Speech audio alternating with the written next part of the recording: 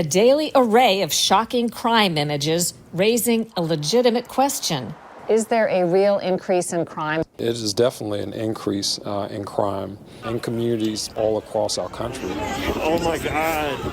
The trend to defund the police is reversing. Now a growing number of reform prosecutors are finding themselves in the crosshairs. Sometimes it starts to sound like you're serving the criminal more than you're serving the community. But in many ways, you improve community safety by helping defendants. This week, crime, punishment, and whether criminal justice reforms work. There are more than 200 Israeli communities known as settlements, and they are one of the thorniest of all geopolitical issues in the Middle East. The settlements is a zero-sum game. There is no way that one can justify colonization. Israeli enclaves implanted in the middle of an Arab population. We strongly oppose the expansion of settlements. President Biden says he'll visit Israel this year. We take a look at the issue that's been a problem for every preceding president for a half century.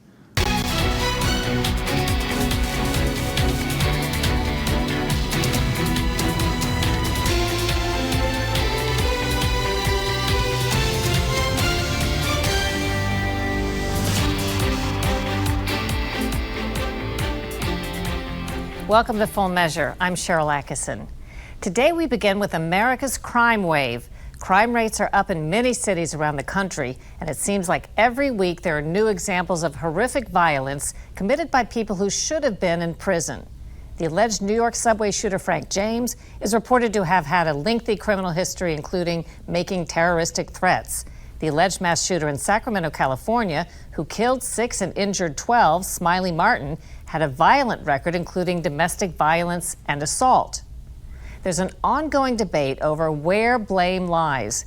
Today, we investigate whether soft-on-crime policies could be at fault or if that's a figment of political imagination. From rampant smash-and-grab crimes to the woman pushed in front of the subway in New York City.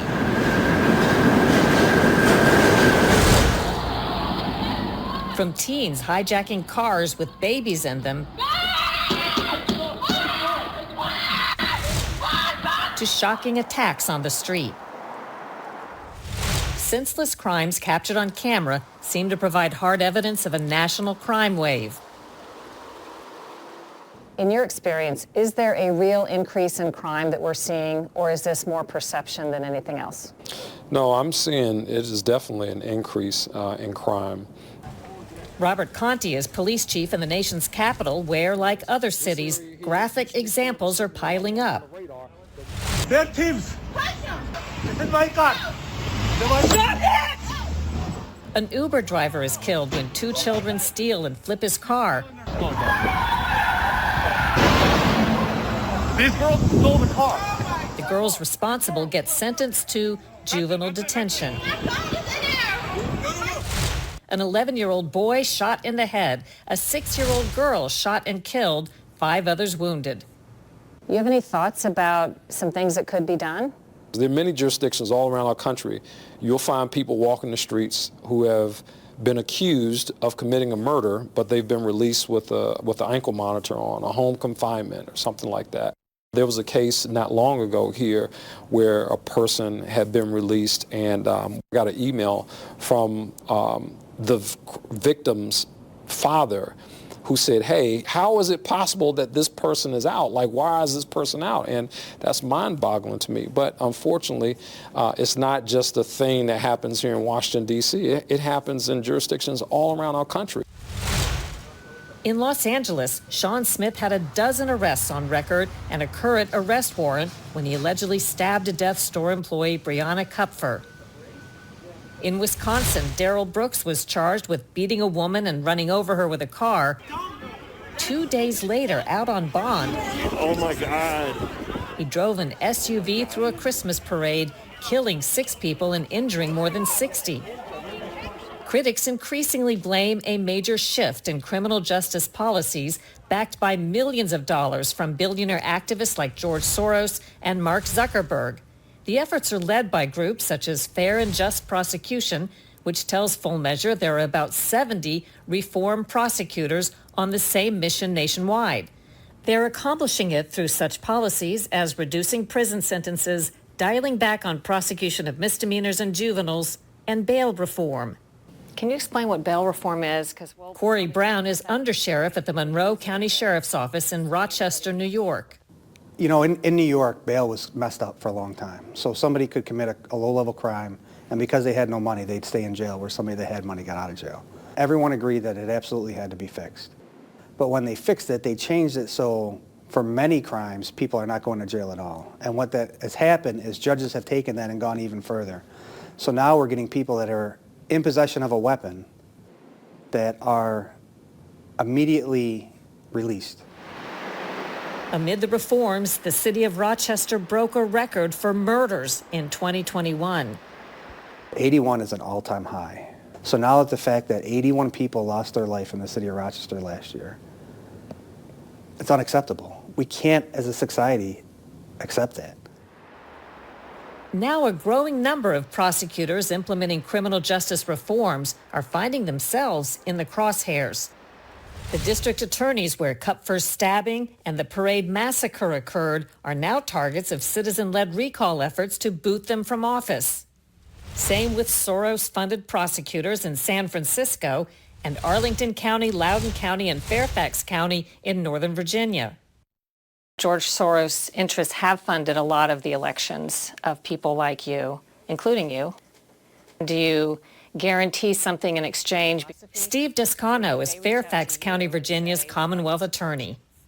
Well, I'll say, first of all, I've never met Mr. Soros, and I believe an organization that maybe funded through one of his foundations reached out to me because they saw that I had like-minded values from what they wanted to see out of our justice system.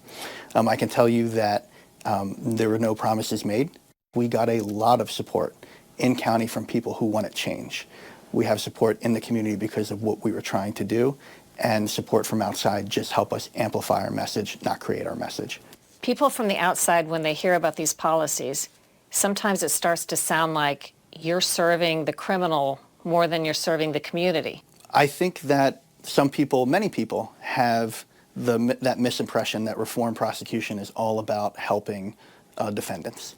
And it's really, though, about community safety. But in many ways, you improve community safety by helping defendants. Descano argues that in Fairfax County, the reform policies under attack have led to measurable success. Tell me about your results. The results I'm very, very pleased with. Crime in Fairfax County is down 9.6% year over year. So according to the stats, 3,187 fewer victims last year. Robbery fell by 1%, domestic assaults 4%, but 40% more murders. 21 murders in 2021, 15 in 2020. Let me say, first of all, a single murder is too many. Because while 21 murders is 21 too high, we are the safest jurisdiction of our size. We have 1.2 million people, and to only have 21 murders is quite extraordinary. But do you think there has been a real increase in violent crime and homicides around the country, or is this something that's being ginned up and the statistics, if we examine them further, wouldn't really match up? Well, I think particularly homicides and some violent crime, not all violent crime, I think there has been an uptick. Now, the idea that those numbers are being used as a cudgel against reform prosecutors, I think that also is correct. So I think both can be true because I think both are happening. This is a shot detector. With the debate very much open, we visited the heart of a notorious crime-ridden Washington, D.C. neighborhood to meet up with community activist Robert Woodson. It does nothing to prevent it from happening. But this is where we're spending our money. Billions of dollars have been spent, maybe trillions over the years, providing programs and things to help solve the very issues we're talking about. In the last 50 years, the government has spent $22 trillion to address problems like this. 70 cents of every one of those dollars goes not to the poor, but to those who serve the poor. We've created a commodity out of poor people. So you got a lot of professionals make a lot of money the worse the problem gets, the more their funding goes up, and the more the people in these communities suffer. Would it be fair to say that in a way there's a commodity surrounding crime too? Oh yeah. I think that you got people on both the left and the right. The people on the left say, well, it's injustice, racism, and therefore we must train white people to be less racist, and then you'll have less problems, which is false. And there are people on the right who also point to the problems and complain.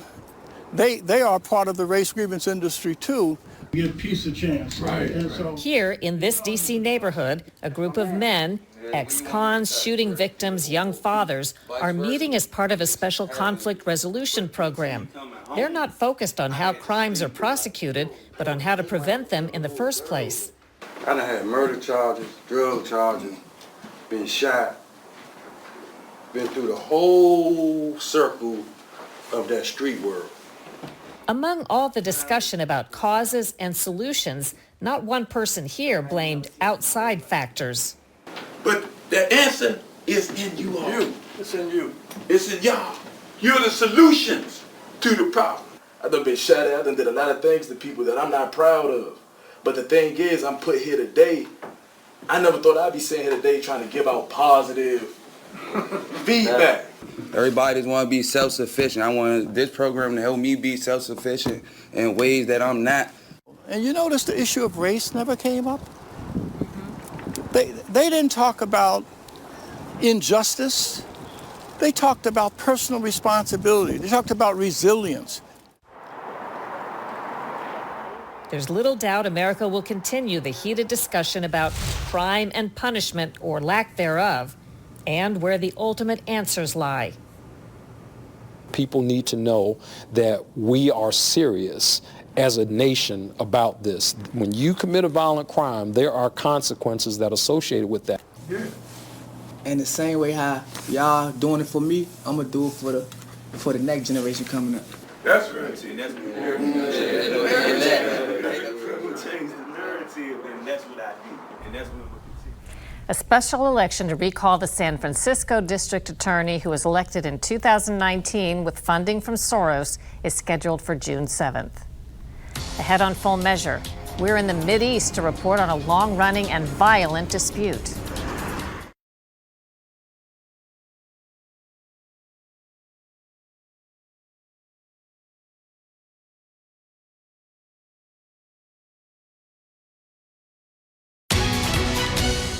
It has become a challenge for every U.S. president over the past 5 decades, the fragile dynamic between America, Israel, and the Palestinians.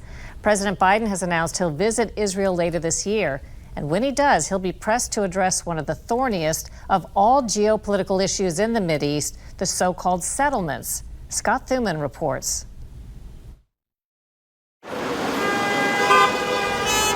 Ramallah. It's about 13 miles north of Jerusalem and has the look and feel of a nation's capital. Here, flags fly above government offices, traffic is crawling, and shops overflow with merchandise to meet any budget. Only Ramallah isn't a capital. It's not even located in a nation. Technically speaking, Ramallah is the administrative center of ancient land claimed by both Palestinians and Jews, and sits quite literally in the middle of one of the most complex conflicts in the world.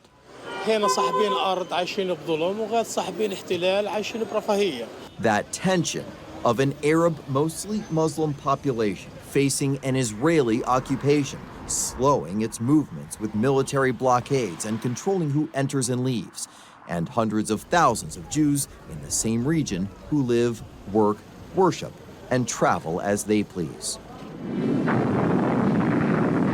It was the Six-Day War in 1967 that led to today's controversial dynamic. Israel decisively faced down growing aggression by surrounding Arab countries and, amid victory, began occupying or settling on captured lands, including the West Bank. It's been a serious point of contention between Arabs and Jews ever since.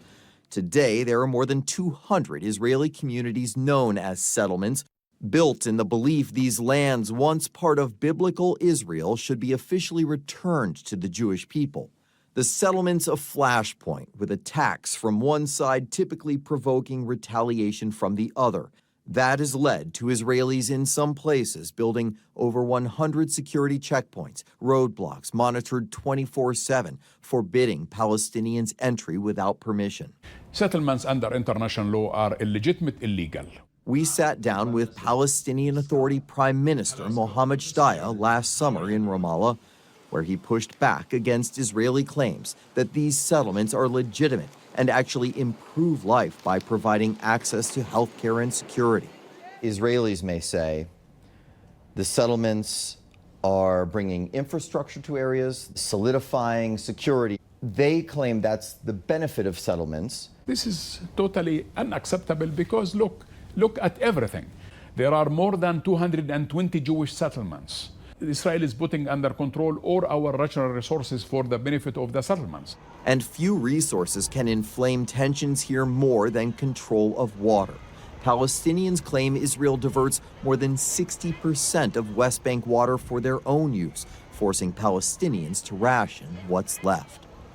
The settlements is a zero-sum game. There is no way that one can justify colonization, that the indigenous people are benefiting from somebody is taking their homes, occupying their territory, confiscating their rights. We're press! The tensions playing out before our cameras when, despite being in a Palestinian neighborhood with a Palestinian escorting us, an Israeli soldier draws his rifle, refusing us entry. It's a congressional media pass. That's the company. Shortly after that, another tense confrontation with a security unit on foot patrol on what Palestinians consider self-governed land.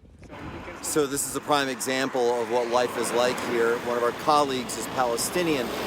These Israeli officers came over and they told us that my photographer and I, because we're American, we can stay here. She, the Palestinian, had to leave. Couldn't stay parked on the side of the road. The car had to go too. And this is just kind of part of that daily conflict. Throughout the years, as far back as President Lyndon Baines Johnson's administration in the 1960s, U.S. presidents have supported Israel but opposed Israel creating Jewish settlements in the disputed territories, calling them obstacles to peace. But President Trump reversed that long-standing position, supporting Israel's territorial claims. Now, the Biden administration, in tough terms, is back to criticizing the Israeli settlements as damaging to any chance of peace between Israelis and Palestinians. We strongly oppose the expansion of settlements, which is completely inconsistent with efforts to lower tensions and to ensure calm, and it damages the prospects for a two-state solution.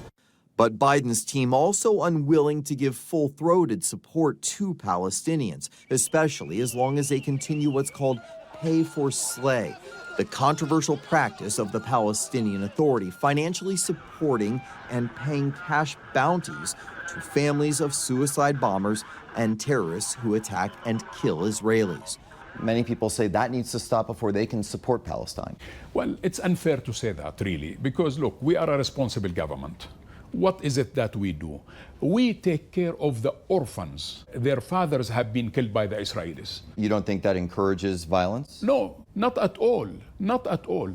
Amir Ohana is a member of Israel's Parliament and Foreign Affairs Committee. Do you think that the situation continues to be exacerbated or incited by more settlements? No, not only the settlements are not a barrier for peace, they are the one and only way to achieve peace by letting our neighbors understand that they are not going to terrorize us. But before leaving the Middle East and this long-standing internal conflict, one more stop, a place Arabs and Israelis share optimism. Efrat, a settlement 30 minutes south of Jerusalem, population 11,000, where the mayor notes Jews and Arabs peacefully share the same city hall, stores, and streets. The outcome is that the Palestinians are also enjoying it. Oded Ravivi, Efrat's Jewish mayor, says the elimination of security checkpoints, economic cooperation with Palestinians, and even sharing religious holidays together creates an atmosphere of mutual respect.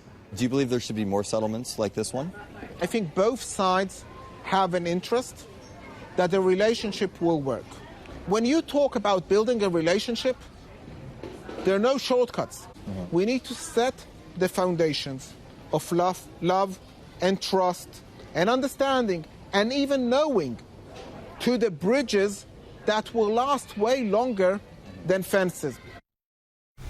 And as we speak, tensions have once again gone on the rise there. Yeah, that's right, Cheryl. Just this week, we saw Gaza militants fire into Israel. Israel saying its airstrikes and retaliation hit military targets inside of Gaza. So these deadly attacks that we've been seeing in recent weeks, clearly an escalation, a serious one is underway. Now, critics point out that this is a troubling time because you've got the Israelis who are sidelining their peace negotiations with the Palestinian Authority to focus elsewhere on economic alliances with several Arab nations. Thank you. It's so interesting to know more about what's behind all of it. Appreciate it, Scott. Coming up on Full Measure, an update on ZuckBucks.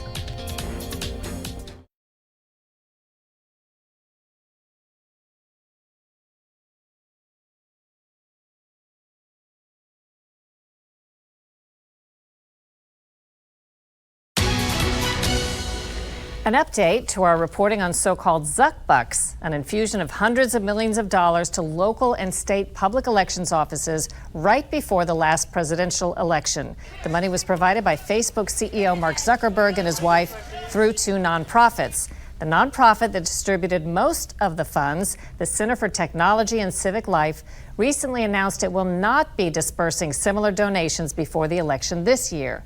Critics said the money was used to fund questionable tactics that hurt Republicans and benefited Democrats.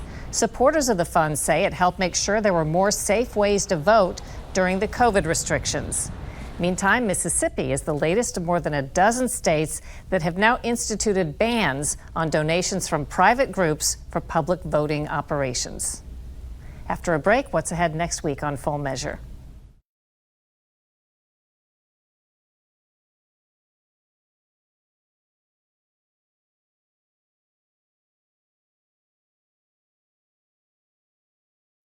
Here's what's coming up next week on Full Measure.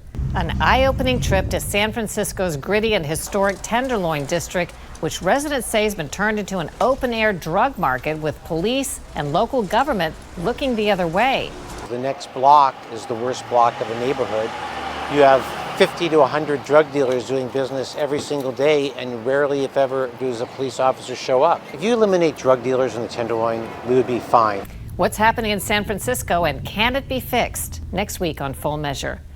A reminder, there are many ways you can watch Full Measure from home or on the go. You can download the Stir app on your phone or on your Roku, Apple TV, and Fire. And if you want to hear more stories, check out my podcast, Full Measure After Hours.